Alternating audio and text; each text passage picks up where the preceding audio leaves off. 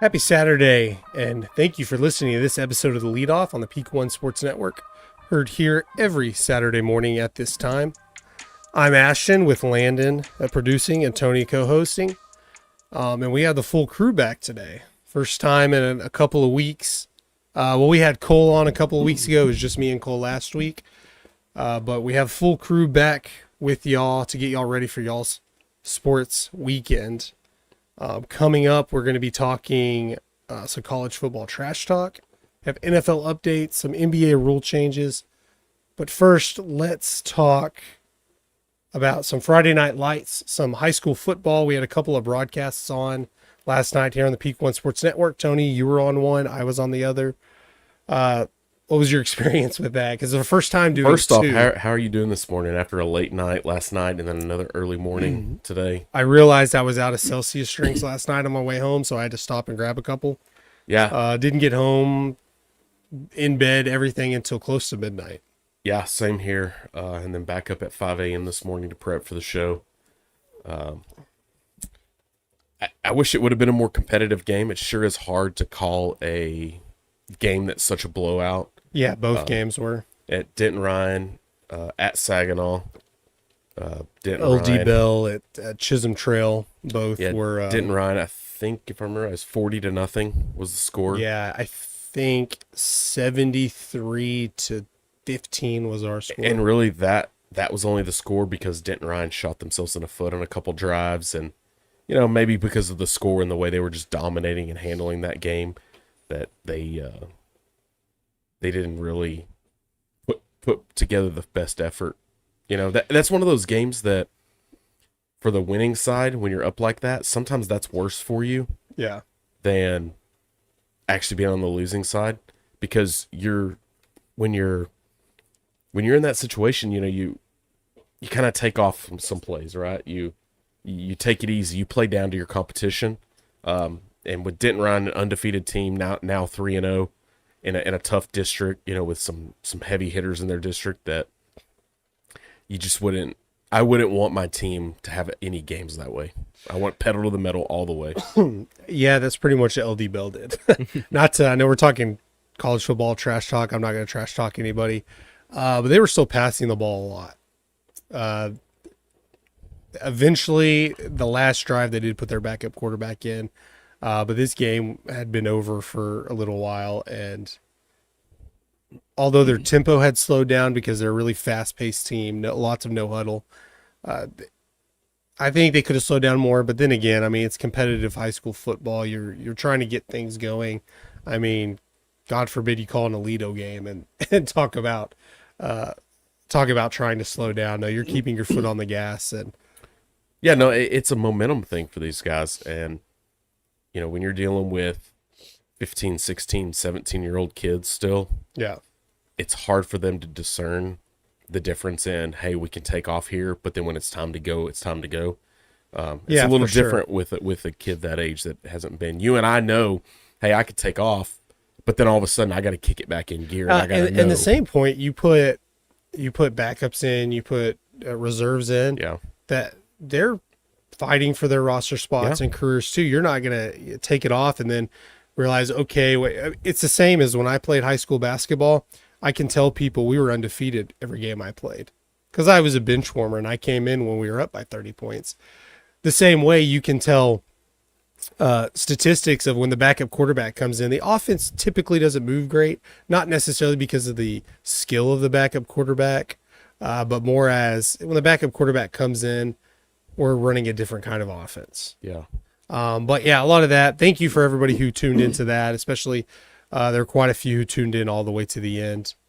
It was another great night for us. Obviously, with doing two broadcasts, that was we had our hands full.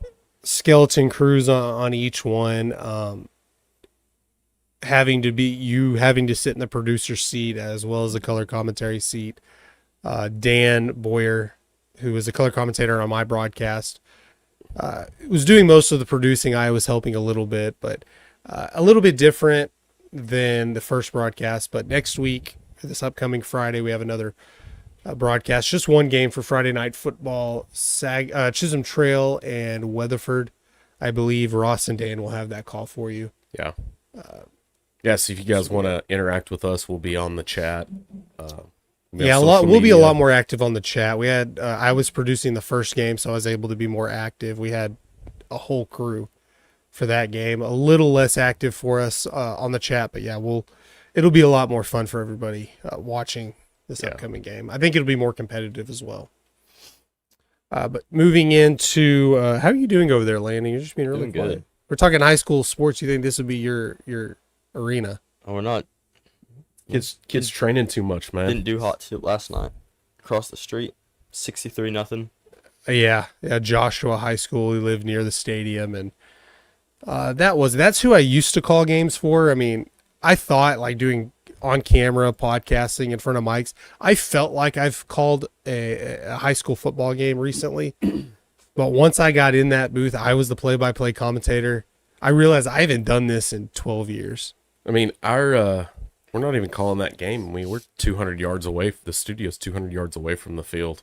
Yeah, we need to get a deal going with them. Although, it was a blowout game. Yeah, which again, like I said, those are tough. You guys knew because you had one last night as well. Those are tough to call. Yeah, because you have to be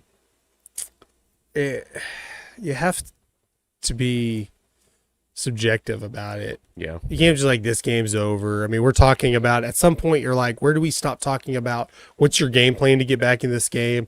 And what's your game plan to keep your guys healthy and keep your guys healthy? Yeah, like, are you gonna try it's the Daniel Jones thing I was talking about at Sports Page Radio.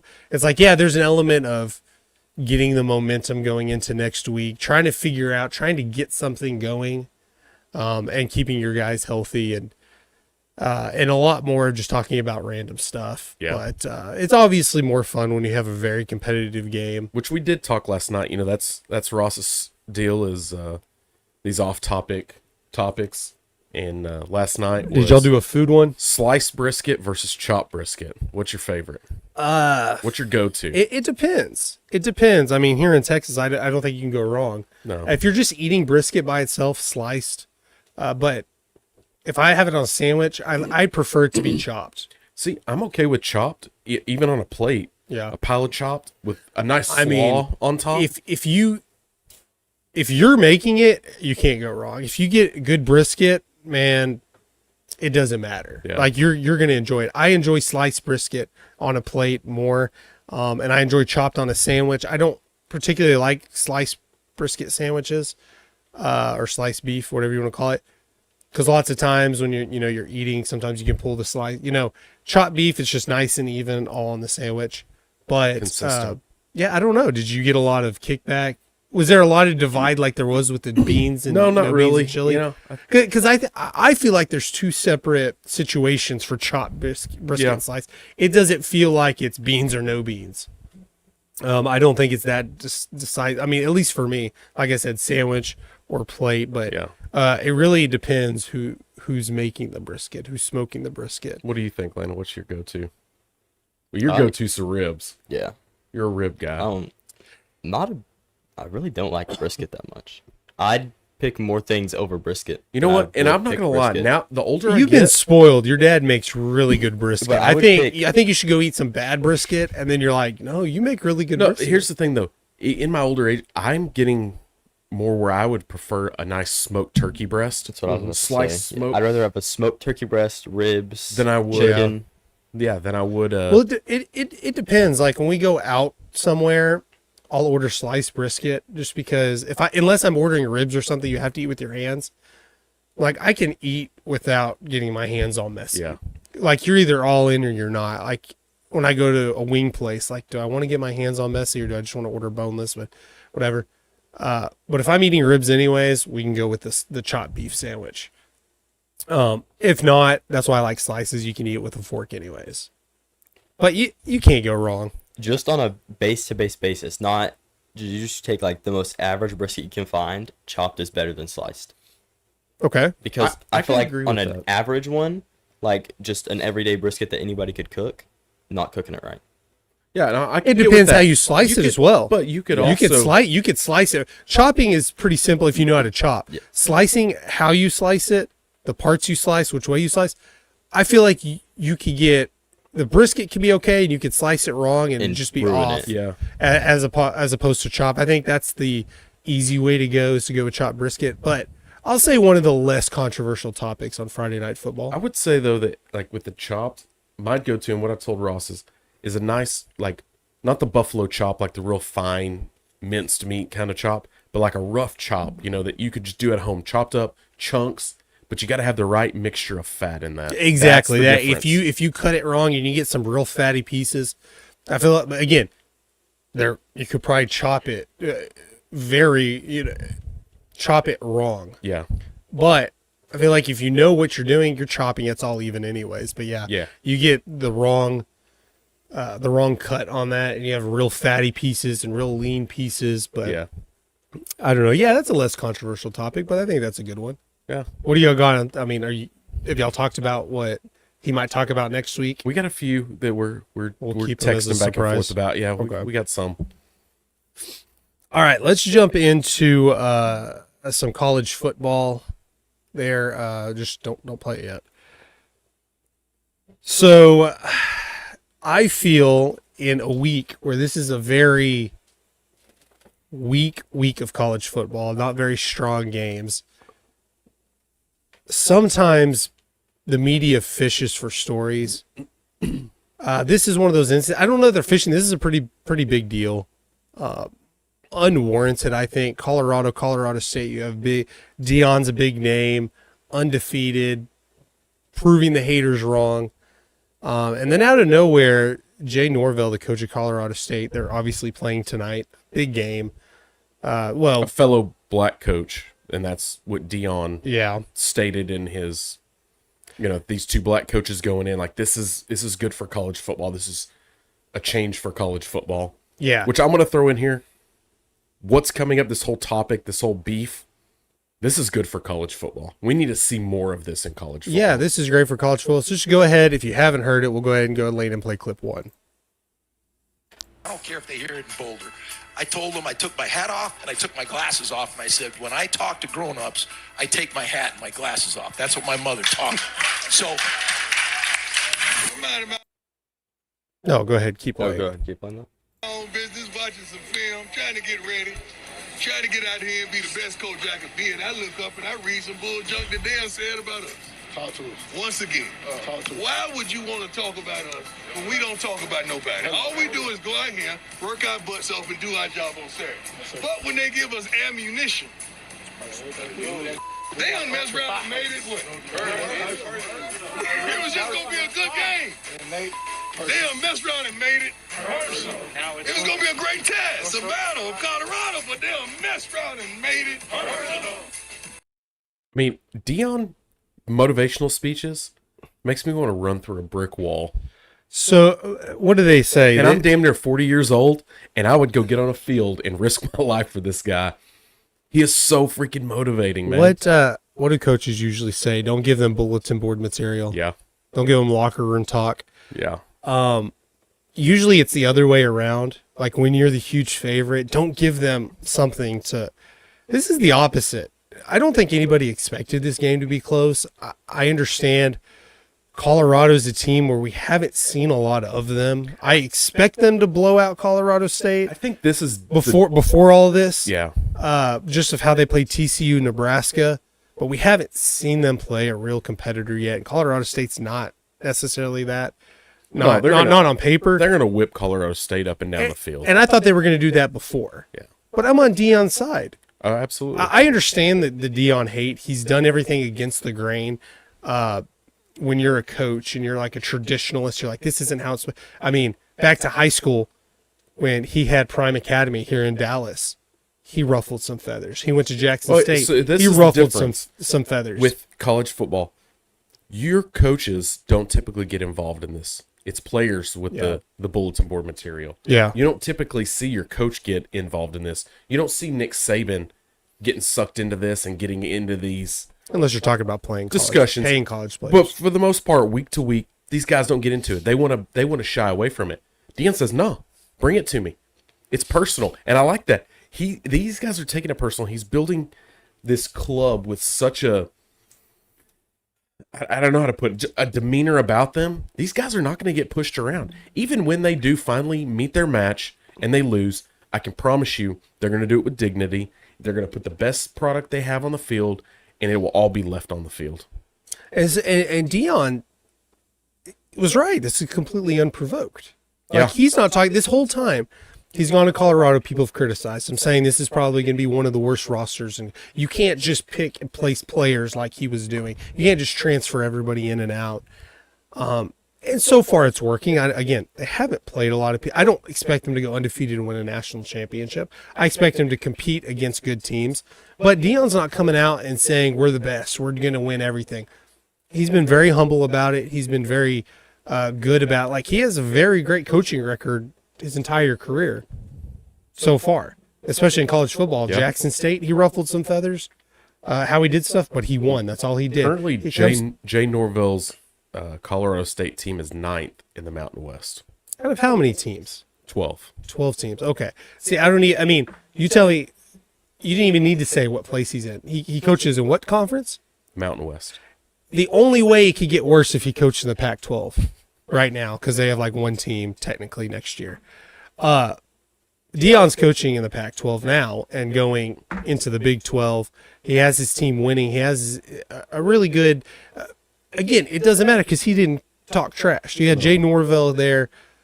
No, I don't think we have the clip, but prior to Jay Norville saying this, you know, his comments, Dion had nothing but respect for the guy. That's his discussion was, we're two black head coaches. Unfortunately, one of us has to lose, you know. And Jay Norville's thing was, well, you know, take your hat and your glasses off. You know, be respectful when you.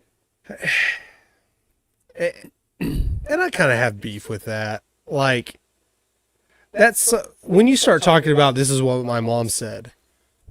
That's somewhere you don't go, or that's somewhere you go when I'm going to say something and you can't retract. You can't say something back to me because it's my mother. Yeah. I could say this is what my mom said, and you'll just be like, and everyone was clapping, and I get it. My mother taught me respect as well. They were taking a shot at ESPN. Obviously, ESPN's been all over Dion's jock with this thing. Like, And that's why I they're understand riding the his hate. coattail. That's why I understand the hate, because he's getting all this coverage, but Yeah. he's not out talking. He's not out parading himself saying he's the best, he's going to win. Not quite like when he was in the NFL playing. Yeah. But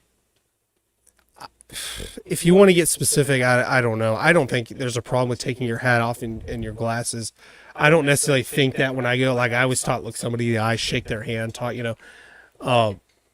I wear hats a lot of times. When I meet somebody, I don't think to take my hat off. It's a different time and day. I get being old fashioned. I don't think it's a sign of disrespect. Sunglasses, I don't know. I couldn't tell you that I do here's or the don't. thing with that. Dion wears the sunglasses because he has a sunglasses deal. He has his own line with blenders. Which, did you see that he passed out to everyone on his team? Got a pair of these blenders. Yeah. He went on ESPN set, passed them out to all the ESPN. I mean, a those great blenders marketing glasses opportunity. are going to be all over the stadium tonight in Boulder. So- and it's a 9:00 p.m. It's a 9 start. o'clock game. They're going to be, everyone in the stadium is going to be wearing glasses. 9 o'clock here, 8 o'clock there, but still it's going to be dark most of the game. So, gotta throw it out there. For that reason, sunglasses, a weak college football schedule this week. Little, what's the word I'm looking Manufactured? for? Manufactured conspiracy theorist here? Like you have Colorado State, who's last year finished bottom 5. I think it could be. Otherwise, if this doesn't happen, you and I have no clue who Jay Norville is. No, we might talk Deion Sanders a little bit, but this is obviously the weakest opponent on paper so far, and maybe on their schedule. But you know how Now, you it have is teams. an interstate rival that has a little bit of Alabama bearing, but pays whoever to $1 million to come, and we're going to beat up on you a little bit. You're saying, hey, we're going to make a donation to Colorado State. Just talk some trash to Deion. Let's get something rolling here. maybe so. I'm not saying that's the case, but you know, Yeah, on a slow news weekend, that's very well possible. conspiracy theorists come up with a lot worse than that. Yeah, I think so, because it's just kind of weird. Why would you just come out and say it? Like I said, I get the Deion hate, but But you have to respect what Dion's doing at Colorado. You do. I mean, because he seems very humble about it. I mean, he's flamboyant and out there. Any But of his players that do interviews, Shador's one, his son, does a lot. Travis Hunter obviously does a lot, which is, Dion, I'll tell you, that's his other kid. These kids are so respectful and so respectful of the game. They don't talk trash in a sense of degrading the game or degrading other schools or teams or players. They're just straight up about it. It's like reading the room. When you talk about someone being disrespectful, you really have to understand who that person is. Like I used to have a friend I grew up with, and I would tell people, he's a dick. He's an asshole until you really get to know him and you understand why he's being that way. He's not being disrespectful. Not that that's Dion at all. That's not what I mean. But you're talking about Dion has a sunglasses deal. He's gonna wear sunglasses. He's gonna, any opportunity he has, he's gonna wear sunglasses. He's gonna get those on camera. He's gonna get that brand out there. Yeah. But when you have somebody who wears athletic shorts, t-shirts everywhere, look at Adam Sandler. Adam Sandler dresses like he doesn't have any money, but he's worth hundreds of millions of dollars. Unless when you go meet Adam Sandler at an event, that's probably what he's wearing. Are you going to say, man, that's disrespectful to wear this here? On the other hand, you have people that wear suit and tie to a lot of places. Now, them dressing down seems more disrespectful. So Dion, like, I never thought of it once. Like, man, I can't believe he's talking to this people. He's doing an interview with sunglasses on. I never once thought that. Dion's always been that way, though. He has. And for Dion, how he used to talk as a player, I think I think he's been nothing but humble. Yeah. His entire time. He does talk a lot, but not trash. And he didn't. And in his tenure, at least at Colorado, he hasn't called anybody out.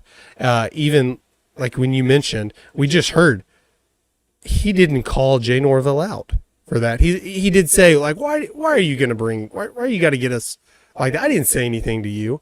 Like, he had the perfect opportunity. He could have just talk about whatever he wants. Like, Colorado State is an inferior team. Even if Colorado State comes out and upsets them, on paper, they're an inferior team. Yeah. They're in the Mountain West. There's so many things he could have gone and said, but he didn't criticize them one bit. He said, hey, why are you talking about me? Yeah, what I need Coach Prime to do, though, is send us some of those Prime 21 blender glasses. Dion. So, Coach. Dion, if you're listening. Or No, you're he wants watching to your be. He games wants to tonight. be addressed, Coach Prime. Coach Prime, if you're listening to us, I'm going to tag you in this. Send us some. We'll give you all the advertising you want. Hey, we talk about him all the time here on Peak One Sports. So, huge supporters.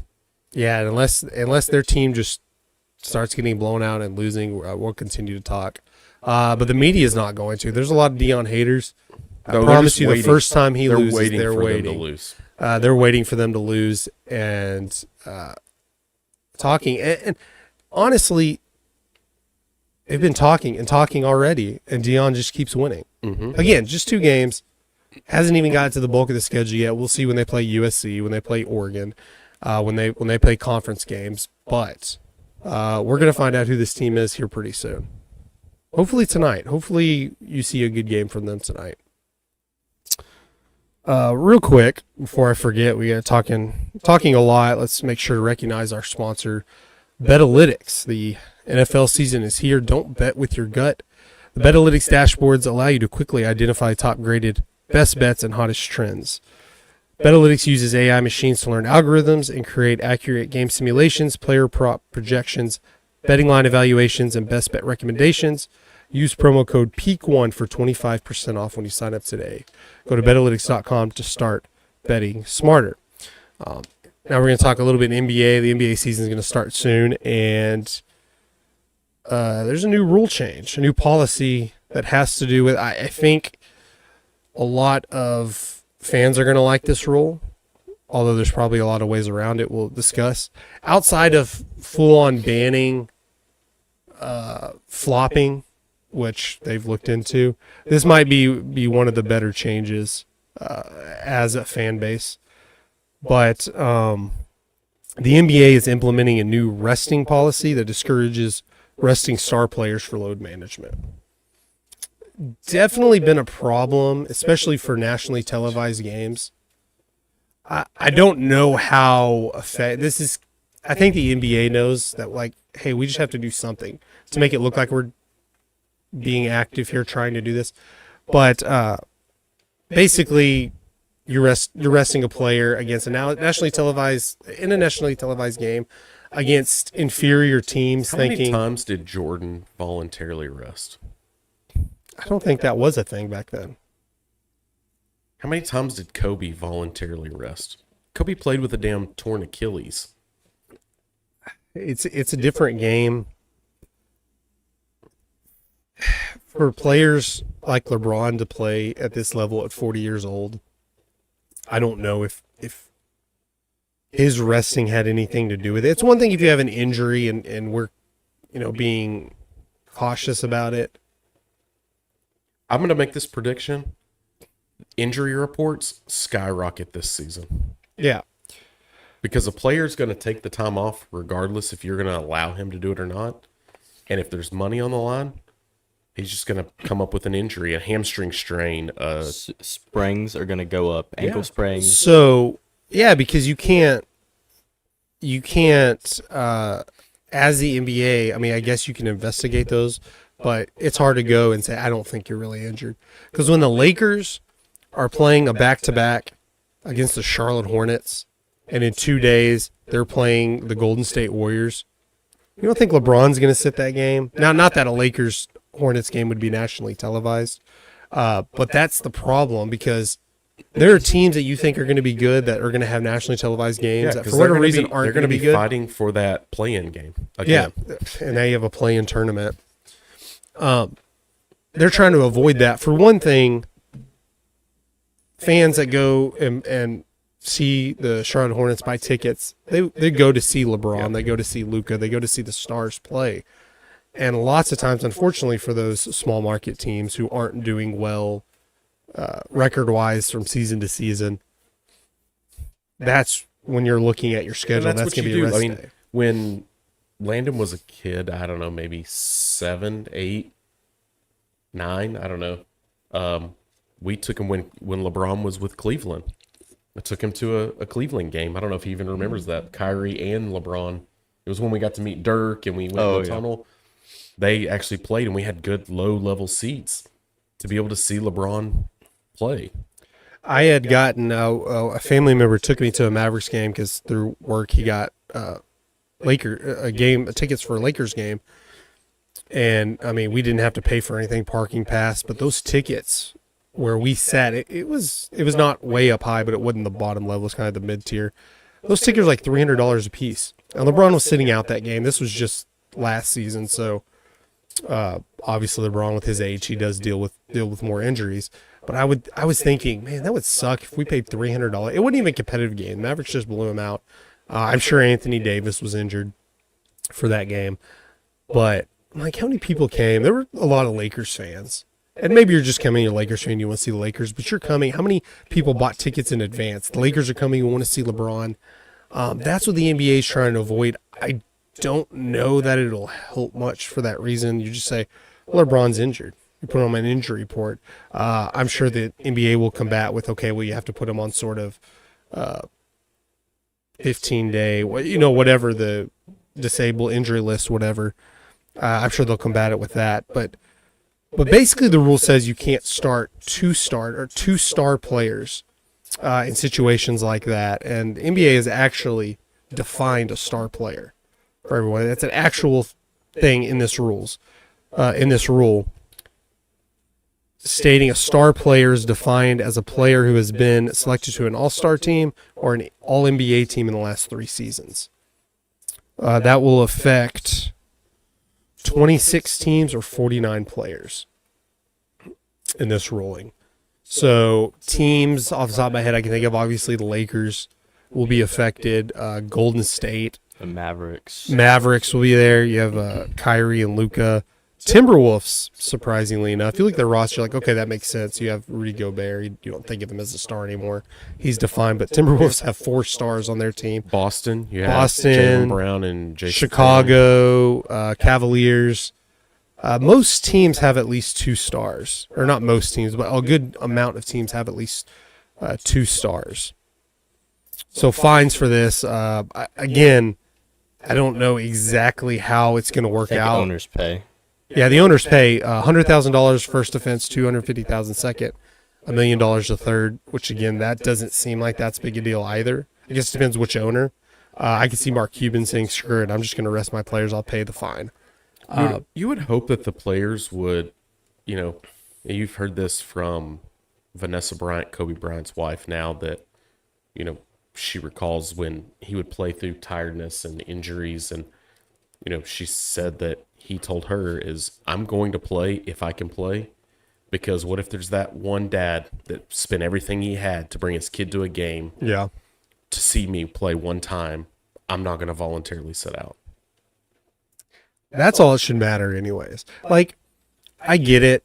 The example I brought up, sitting them versus I'm no flack on the Charlotte Hornets if anybody's a Charlotte Hornets fan. They just didn't have a very good record last year. I'm just using them as an example. Small market team with a bad record last year. The Lakers come into town. If it's a back-to-back and they're playing a competitive game the next night or a couple of nights later, that actually has meaning in the standings, playoff implications.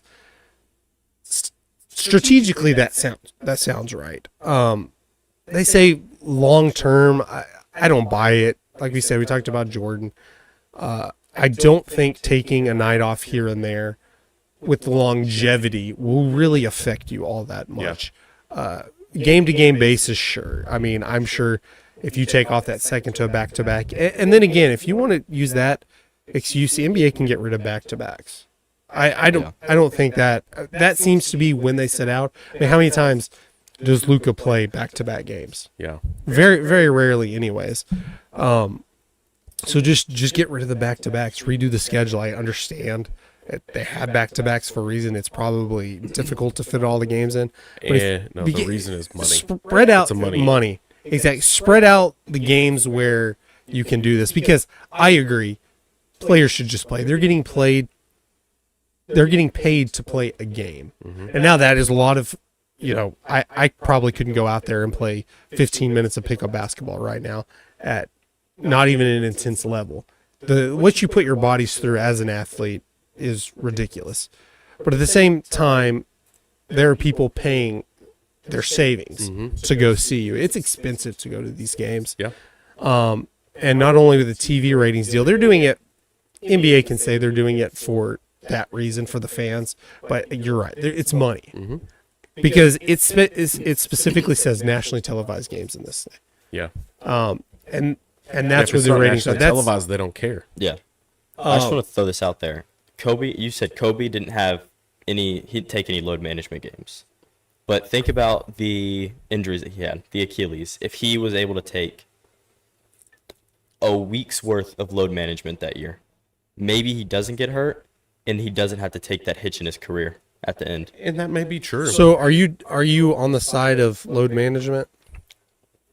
I'm not against it, because I understand. I understand the strategic I understand part the of it. standpoint of it is you have to give these players rest. I think they should just take the back-to-back away, Yeah. Yeah. because the I agree. back-to-back in any sport is the hardest thing to do. Yeah. Your body's not meant to do that. And you're talking about nationally televised games where right now TV deals are everything. That's how you make your money.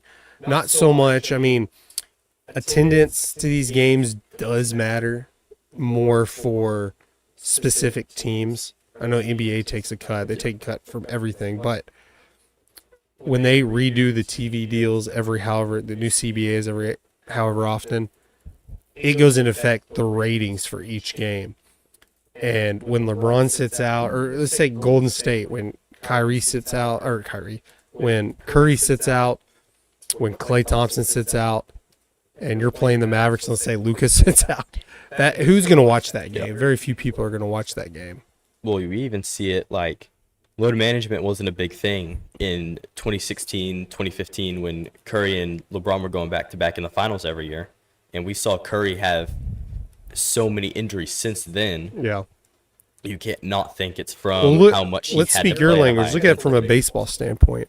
Yeah. That pitchers are coddled, I think, and I realize Tommy John is a more common thing, not because of injury necessarily, but because we can do Tommy John, and it's not going to ruin your career. If anything, in some instances, it might make you a little bit better. Some people do come back and they throw harder, and they'll throw harder. That before it was like Tommy John is the last resort. Now it's like, hey, I think we should do this. But not so long ago, I mean, Nolan Ryan pitched, I think, like 14, 15 innings. He threw 200 pitches in a game. Now that's unheard of. It's hard to get a pitcher to do a complete game. Whereas even as back early as the 90s, and I think early 2000s, those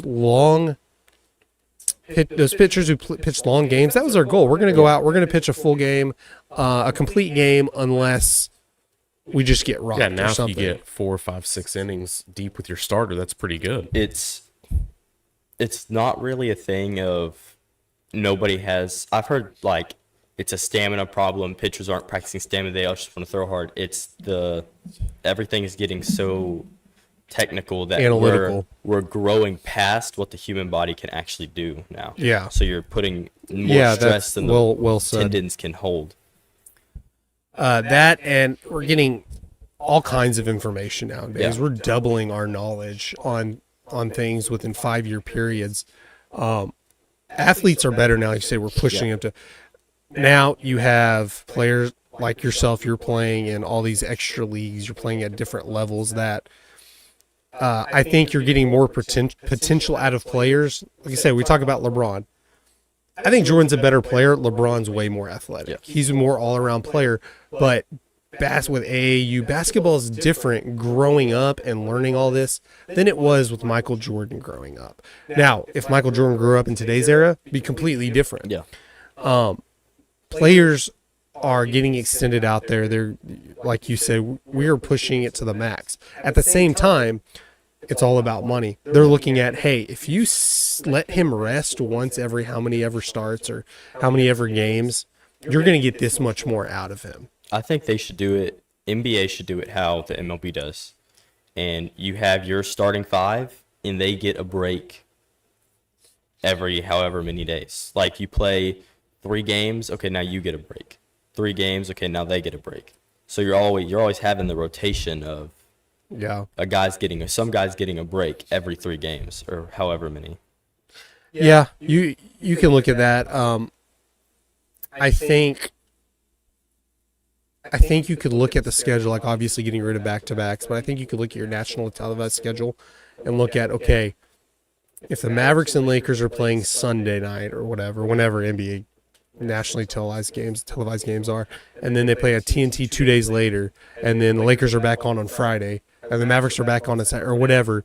Like, that's more room, make sure you spread out your televised games, your nationally televised games per player where they're not playing so often at those games. But I know the money is everything, and the Lakers, the Warriors, they're going to have the most nationally televised games of any team. Yeah.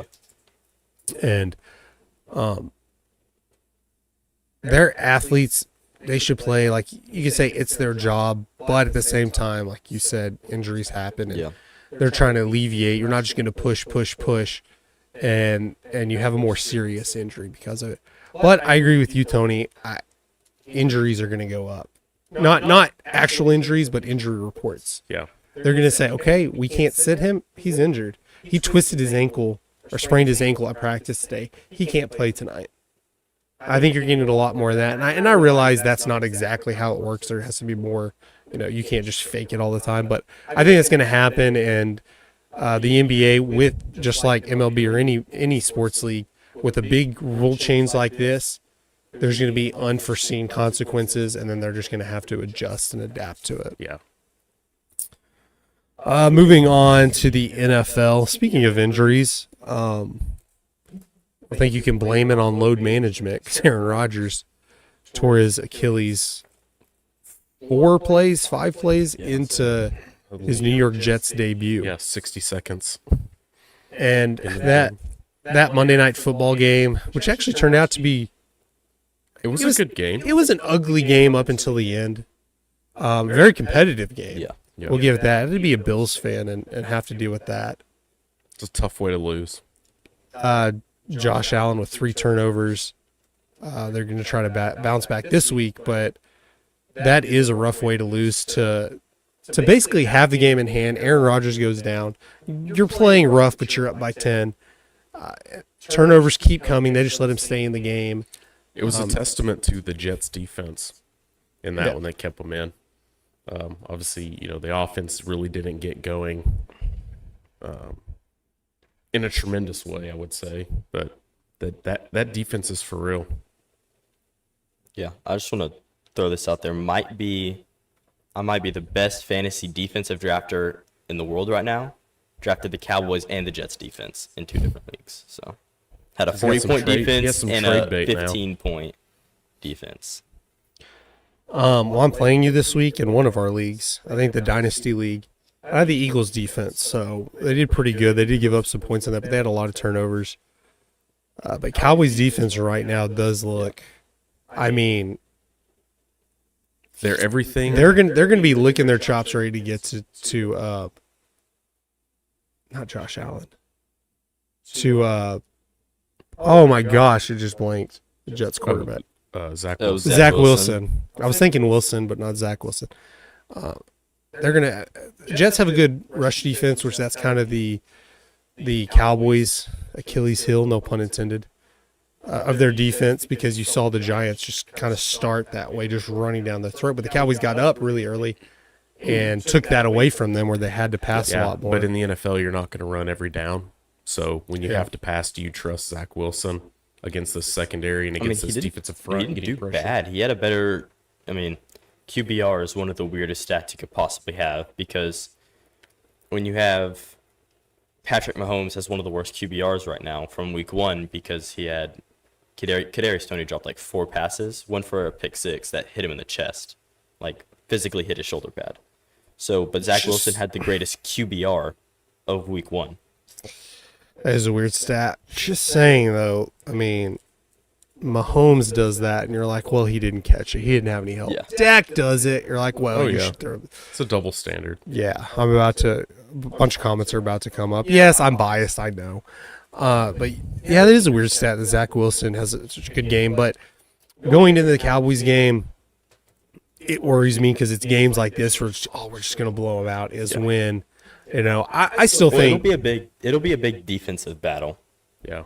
Yeah, and obviously the Cowboys' offense wasn't quite on par last week, but at the same time, when you get up by a lot, well, it's hard to tell when changes. the defense scores 3 touchdowns too. Yeah.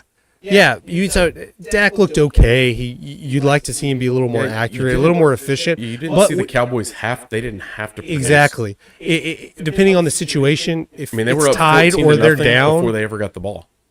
I think so, because it was blocked kick, return. Well, they're up 13-0. They missed the extra point. Yeah, they missed the extra point, and then interception, pick 6, extra point, and then they finally got like a 4th down stop. They punted it away. When your quarterback doesn't come on the field until you already have a lead, it's not they came on the field when it was tied 0-0.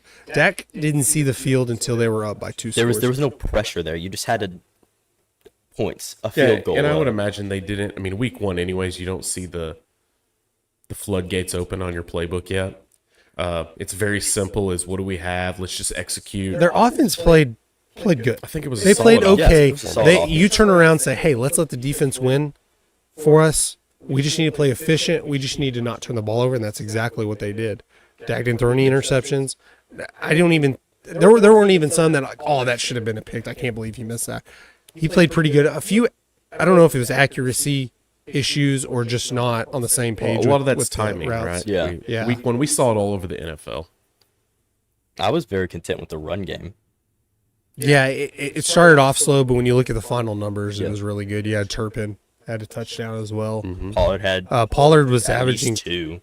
Yeah, Pollard had 2 touchdowns, I think 80-something yards, but he was averaging like 5 or 6 yards a carry. So, really good going into what you think this offense could do. But you can't complain. They won 40-0. Yeah. We're sitting here nitpicking their offense.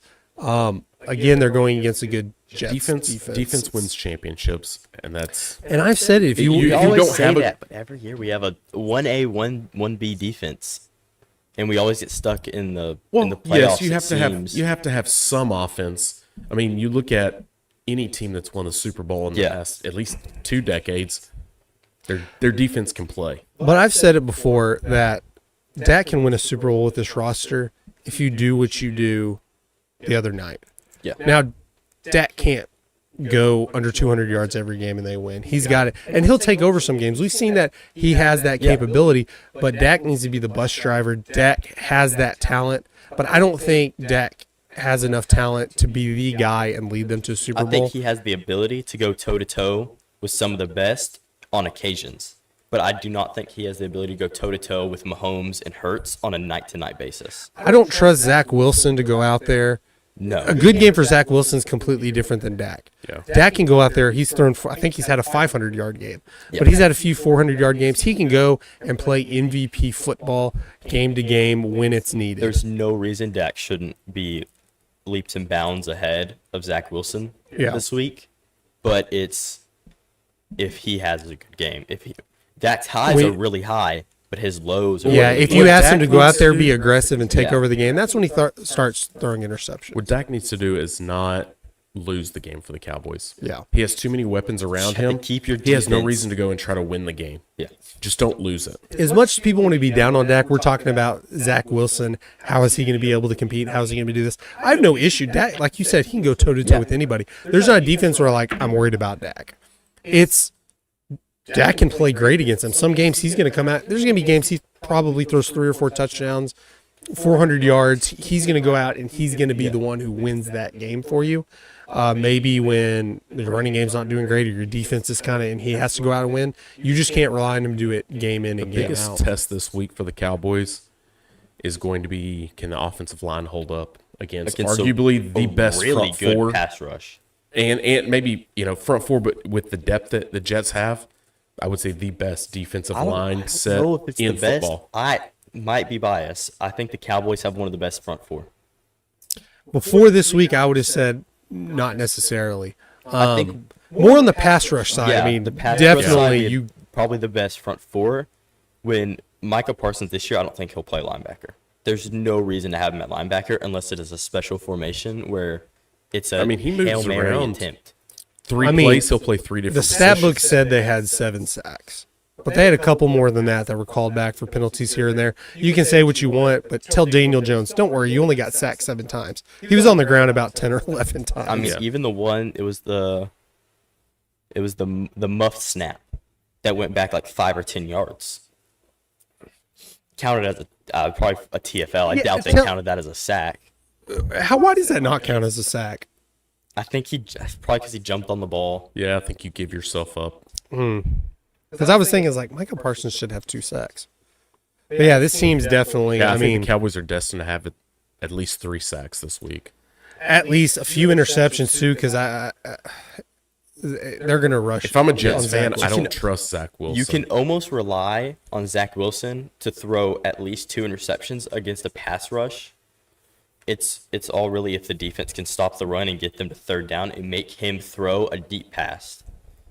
If you can get them to like a 3rd and 6, 3rd and 7 situation, you can probably guarantee that he's going to have to throw a pass into somewhat double coverage. That's why you want to make sure you get up early on them. Yeah. For the same reason with the Giants, they had to go out and pass. You had to make Daniel Jones go out there and take that game. They, in essence, took Barkley out of the game to an extent where you can't just keep running the ball. If you keep it close and the Jets are able to keep running the ball and not worry about their pass game, that's when you might be in trouble. You want to make sure you don't keep this a 1 or 2 possession game. You know what I love to see was that I saw on Sunday was everybody last year saying all Trayvon Diggs can do is cover. He can't tackle. He shies away from tackles. We saw I think they counted as an interception, but it was I would say forced fumble on Saquon Barkley, the one that They, popped up. yeah, I think they counted that as an interception. both Gilmore and Diggs got, I want to say both ranked top 10 this past Yeah. week. I think the Cornerbacks. stat was 3 forced fumbles, 1 fumble recovery, and I think 2 were by DBs. 1 was Diggs, and then I don't remember who the other ones were, but one was Diggs on the Saquon hit, I think, unless that was counted as a pick 6. No, Diggs definitely is did a lot better in that game. Yeah. Like last year he did improve a lot. Didn't get as many picks, but didn't give up near as many yards, and he's still, ranked as a top cornerback in the league. And I think he did a really good job last week. Other games to look at: Colts and Texans. Now Richardson and both Stroud are kind of on the injured list. They might both play. I think Richardson's more likely to play, but Stroud is questionable for that game.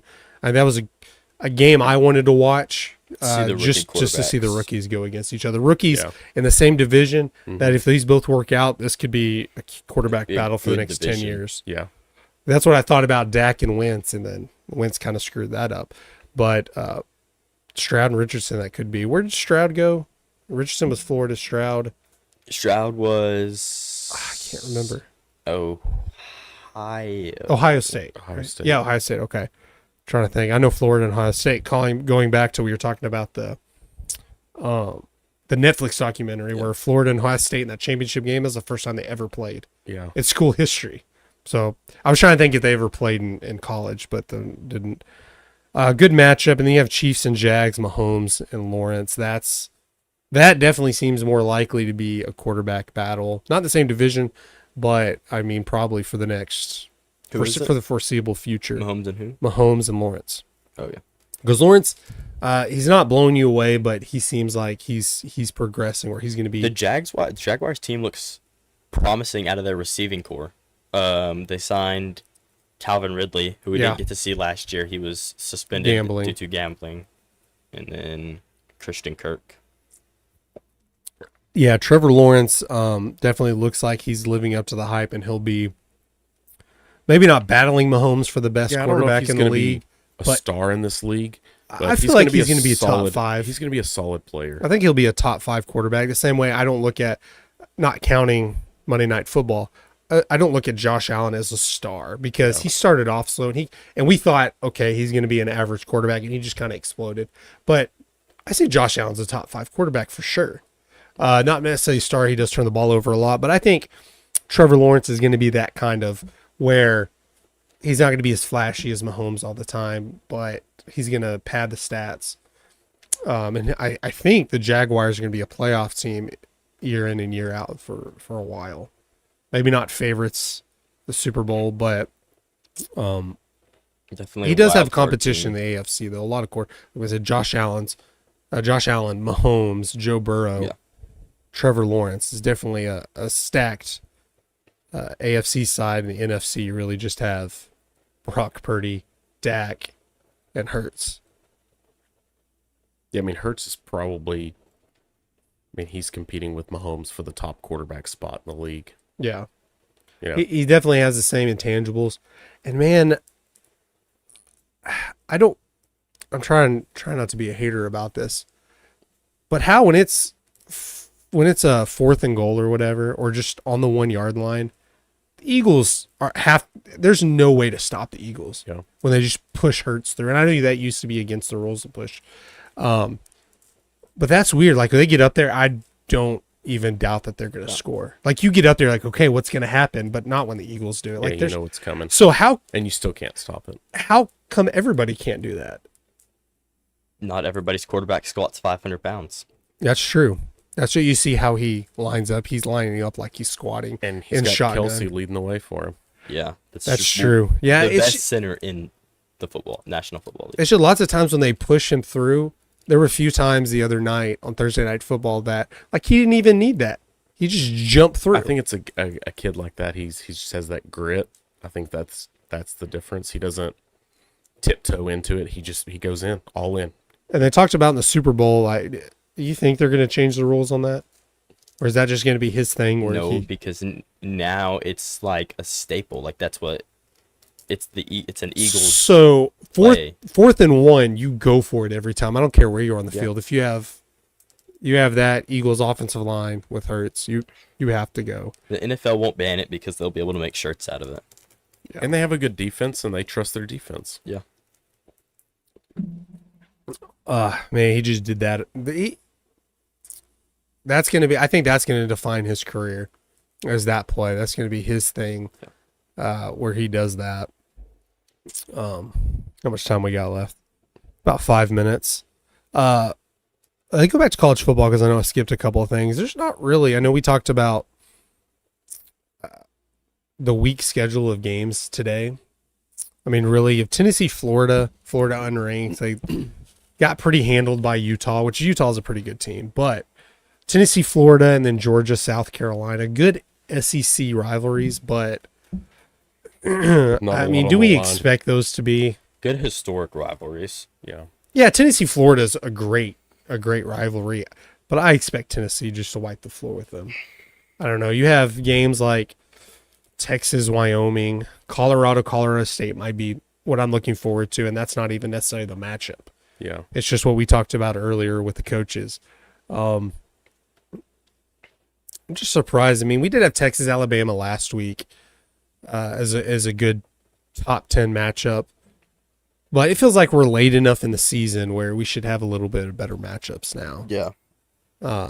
Not these other games where they're just playing. I mean, Georgia's playing South Carolina. That's in their conference. That's a game they have to play, and it's not necessarily a cupcake game. But I'm ready to see Georgia, Alabama, LSU. I don't even know if they even play this year. Georgia, Alabama? Yeah, they're different. Yeah, I don't think so. They're different sides of this. South. Yeah, and they're east and west or West, whatever.